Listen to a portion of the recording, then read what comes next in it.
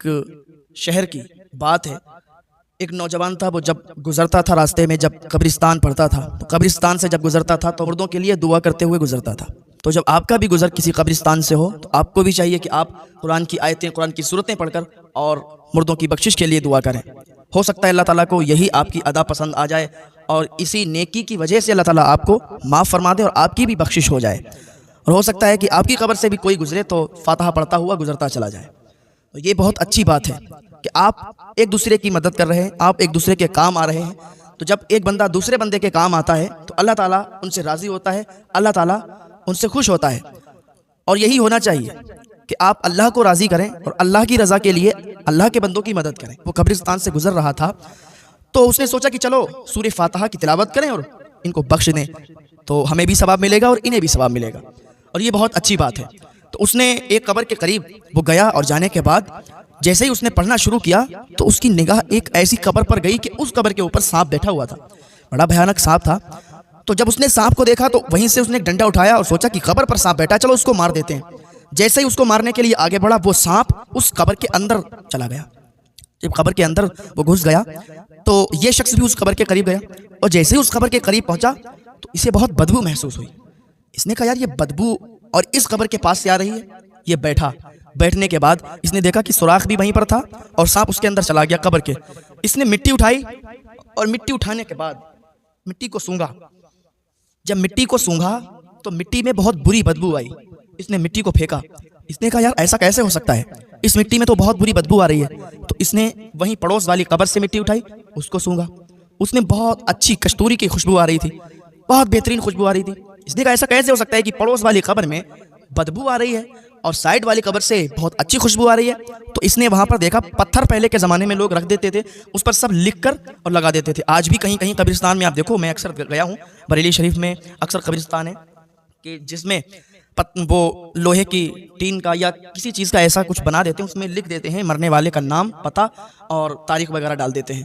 तो पहले के ज़माने में पत्थर, उस पर सब लिख दिया करते थे कि कितनी इसकी उम्र है, कितनी उम्र में इसने इंतकाल किया और क्या नाम है, क्या पता है।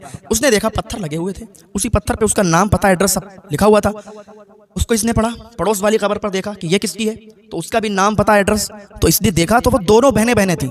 एक की उम्र 25 साल थी, एक की उम्र 20 साल थी। अब इसने सोचा कि चलो इसकी कहानी क्या है, इसके पीछे का रीज़न क्या है, कहानी क्या है, मालूम करने के लिए इनके घर चलना पड़ेगा। वो चल दिया। चलते चलते इन्हीं दो लड़कियों का गांव आ गया। उसके अंदर उन्होंने जब तलाश किया तो वो घर आ गया कि लड़कियों का जो घर था वो घर आ गया। दरवाज़ा खटखटाया, टूटा फूटा घर था। दरवाज़ा खटखटाया, अंदर से एक बूढ़ी खातून निकल के आई और उनके साथ कोई नहीं रहता था, वो बूढ़ी खातून थी। इसने पूछा, अम्मा आप ही इस घर की मालकिन हो? कहा, मैं ही हूँ। बताओ क्या बात है, कहाँ से आए हो? कहा, अम्मा ये बताओ वो दोनों बेटियां आप ही की हैं? नाम बताया। कह रही, ये तो मेरी बेटियां हैं, लेकिन इनका तो इंतकाल हो गया, इनके बारे में अब आप क्या पूछ रहे हो, क्यों पूछ रहे हो, और कहाँ से आए हो आप? तो उसने पूरा वाकया बताया कि अम्मा ऐसी बात है कि हम कब्र के पास खड़े होकर फातिहा की तिलावत कर रहे थे, सूरह फातिहा पढ़ रहे थे, तो हमें एक सांप नजर आया जो कब्र के ऊपर बैठा हुआ था। हम उसके पीछे भागे, वो कब्र के अंदर चला गया।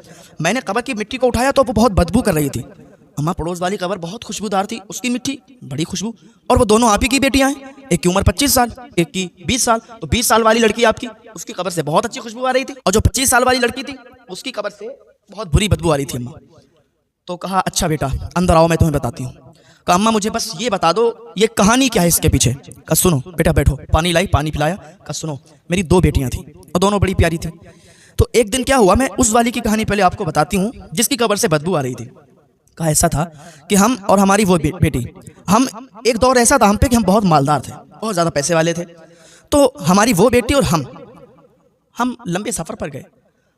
रास्ते में जंगल भी पड़े, सुनसान जगह, रेगिस्तान भी पड़े।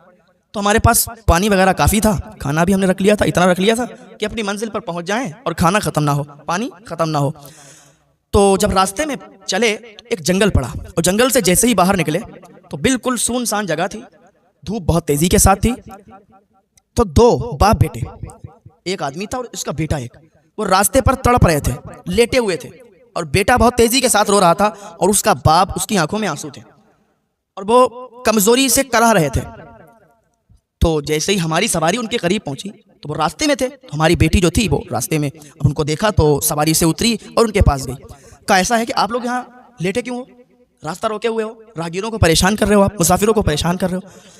तो वो आदमी बोला कि ऐसा है बहन, हम किसी राहगीर को, किसी मुसाफिर को परेशान करने के लिए यहाँ नहीं, बस हम तो प्यास में तड़प रहे हैं, हमें चलो प्यास लगी है कोई बात नहीं, हम बर्दाश्त कर सकते हैं, लेकिन ये जो छोटा बेटा है हमारा, ये बहुत ज़्यादा प्यासा है और इसके बहुत तेज़ी के साथ इसको भूख लगी है, प्यास भी लगी है, तो अल्लाह के वास्ते, अल्लाह के लिए आप थोड़ा सा पानी मेरे बेटे को पिला दो।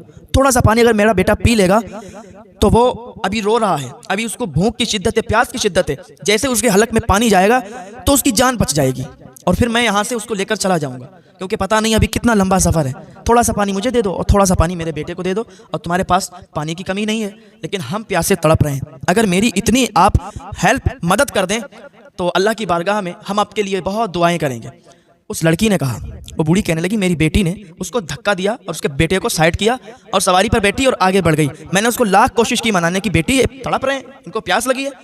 और अल्लाह ताला उस बंदे को बहुत ज़्यादा पसंद करता है, ये जो अल्लाह के बंदों की मदद करता है। और इस टाइम ये प्यासे हैं बेचारे, तड़प रहे हैं, मर जाएंगे, इनको पानी दे दो। मेरी बेटी ने मेरी बात नहीं मानी और चल दी, कहा नहीं देंगे, क्योंकि उसको पैसों का घमंड था, तकब्बुर था बहुत ज़्यादा, उसने पानी नहीं दिया। हम अपनी मंजिल पर पहुँच गए, यहाँ तक कि जब वापस आए तो क्या देखा, वो दोनों बाप बेटे मर गए थे, मर चुके थे, क्योंकि इधर से जब हम जा रहे थे वो तड़प रहे थे। अगर 2 घूंट उनको पानी मिल जाता तो उनकी ज़िंदगी बच जाती। मेरी बेटी ने उनको मार दिया, मेरी बेटी ने उनको पानी नहीं दिया, लेकिन मेरी बेटी तो इतनी मनहूस थी कि इसकी वजह से वो दोनों बाप बेटे मर गए, लेकिन इसको कोई पछतावा नहीं हुआ, कोई पछतावा नहीं हुआ, बल्कि और खुश हो गई कि देखो मेरे पैसे और मेरी दौलत और मेरा पानी मैंने इसको नहीं दिया, इसकी डेथ हो गई, मर गए दोनों, अगर हम इनको पानी दे देते तो इनकी जान बच जाती। बड़ा फ़ख्र से कह रही थी, बड़ी खुश थी, बेटा मुझे लगता है कि ये उसी वजह से उसकी कब्र बदबूदार है, उसकी कब्र में अजाब हो रहा है, और इसका सूद का काम था, सूद खाती थी, हराम कमाई कमाती थी और गरीबों पर बड़ा अत्याचार करती थी। मेरे भाइयों, अगर आपके दरवाजे पर कोई गरीब सवाल आके करे तो उसको थोड़ा बहुत आटा चावल या थोड़े बहुत पैसे देने से इनकार मत करना। ये मत कहना कि मेरे घर नहीं है। हो सकता है कि अल्लाह ताला ने आपका इम्तिहान लेने के लिए अपने किसी फरिश्ते को भेजा है, हो सकता है अल्लाह ताला कौन सी आजमाइश में आपको डाल रहा है और आपका इम्तिहान ले रहा है। तो कभी भी ये मत कहना कि हमारे घर नहीं है। अगर आप नहीं दे सकते तो उससे ये कह देना कि भाई आप आगे देख लीजिए, हम आपको नहीं देंगे, नहीं दे सकते। ये मत कहना कि हमारे घर है नहीं, क्योंकि अल्लाह ताला बहुत नाराज़ होता है और दे देने में कोई इंसान की दौलत घट नहीं जाती। अगर 100 फ़कीर 100 मिस्कीन आपके दरवाजे पर आएँ और आप उन 100 को दे दें तो आपका माल घटेगा नहीं, बल्कि अल्लाह ताला उसमें और बरकत अता फरमा देगा। आपको पता भी नहीं चलेगा कि हमारे यहाँ आ कहाँ से रहा है। हाँ हाँ भाई, ये बात हकीकत है। तो वो कहती इसी वजह से उसकी कब्र में वो अजाब है और इसकी जो कब्र की मिट्टी है बदबूदार इसी वजह से है, क्योंकि एक दूसरे की खीबत, चुगली और सूद का कारोबार करती थी और गरीबों को बहुत सताया करती थी।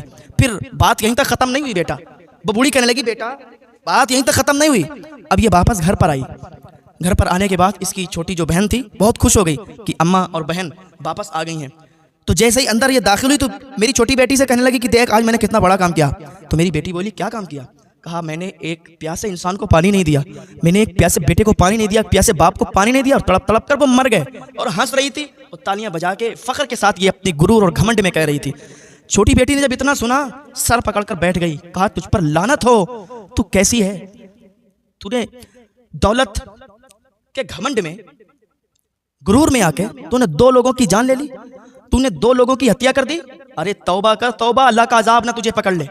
वो कहती है, वो बूढ़ी कहती है कि मेरी बेटी पर कोई असर नहीं हुआ, वो और खुश थी, फख्र के साथ करी थी, कुछ नहीं होगा। ऐसे तो ना जाने कितने लोग दुनिया में मरते हैं, कोई किसी की मदद नहीं करता, कुछ नहीं होता ऐसे, और वो फख्र के साथ कह रही थी।